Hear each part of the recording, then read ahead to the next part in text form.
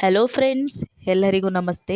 ಇವತ್ತು ನಾನು ನಿಮಗೆ ತುಂಬ ಸಿಂಪಲ್ಲಾಗಿ ಯಾವ ರೀತಿ ಚಿಕನ್ ಚಾಪ್ಸ್ನ ಮಾಡ್ಬೋದು ಅಂತ ಹೇಳ್ಕೊಡ್ತಾ ಇದ್ದೀನಿ. ಸೊ ಬ್ಯಾಚುಲರ್ಸ್ ಕೂಡ ಮಾಡ್ಕೊಬೋದು ಇದನ್ನು. ಆ ರೀತಿ ತುಂಬ ಸಿಂಪಲ್ಲಾಗಿರುತ್ತೆ, ತುಂಬ ಟೇಸ್ಟಿಯಾಗಿ ಕೂಡ ಇರುತ್ತೆ. ಸೊ ನಾವು ತಡ ಮಾಡೋದು ಬೇಡ, ಸ್ಟಾರ್ಟ್ ಮಾಡೋಣ ವಿಡಿಯೋನ. ಮೊದಲಿಗೆ ಒಂದು ಜಾರ್ ತೊಗೊಂಡಿದ್ದೀನಿ.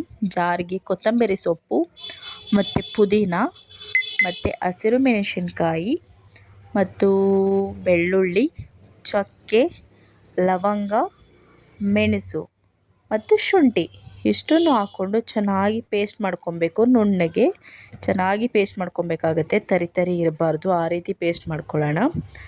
ಈ ಕಡೆ ಒಂದು ಕಡಾಯಿನ ಇಟ್ಕೊಂಡು ನಾನು ತುಪ್ಪ ಯೂಸ್ ಮಾಡ್ತೀನಿ, ಎಣ್ಣೆ ಎಲ್ಲ ಯೂಸ್ ಮಾಡೋಕ್ಕೆ ಹೋಗಲ್ಲ. ಸೊ ತುಪ್ಪ ಕಾಯ್ದ ನಂತರ ಅದಕ್ಕೆ ಈರುಳ್ಳಿನ ಹಾಕಿ ಚೆನ್ನಾಗಿ ಬಾಡಿಸ್ಕೊಬೇಕಾಗತ್ತೆ.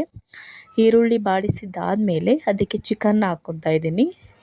ತೊಳ್ಕೊಂಡು ಇಟ್ಟಿರೋ ಚಿಕನ್ ಹಾಕ್ಕೊಂಡು ಅದಕ್ಕೆ ರುಚಿಗೆ ತಕ್ಕಷ್ಟು ಉಪ್ಪು, ಈ ಟೈಮಲ್ಲೇ ಉಪ್ಪು ಹಾಕ್ಕೊಬೇಕು. ಚಿಕನ್ಗೆ ಚೆನ್ನಾಗಿ ಉಪ್ಪು ಮತ್ತು ಅರಿಶಿಣ ಪುಡಿನ ಹಾಕ್ಕೊಂಡು ಚೆನ್ನಾಗಿ ಮಿಕ್ಸ್ ಮಾಡ್ಕೊತಾ ಇದ್ದೀನಿ.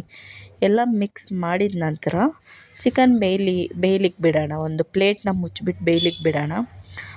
ಈಗ ಚಿಕನ್ ಬೆಂದಿದ್ದಾಗಿದೆ.